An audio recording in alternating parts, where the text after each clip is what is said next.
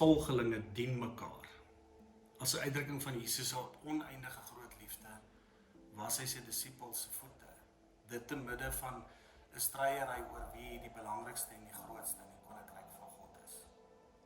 Die apostel Paulus sê dieselfde gesindheid moet ook deel van ons lewens wees. Ons moet die een hoër ag, ons moet ander hoër ag as onsself en ons moet bereid om die gestalte van 'n diensknegt aan te neem. Jesus het nederigheid en dien tot die uiterste toegevat. Hy het sy lewe daarvoor gegee. As jy Jesus volg, is jy nie boeiemeester nie. En daarom moet ek en jy ook baie hard daaraan werk. Mag die Here ons help om daagliks te groei in nederigheid en diensknegt.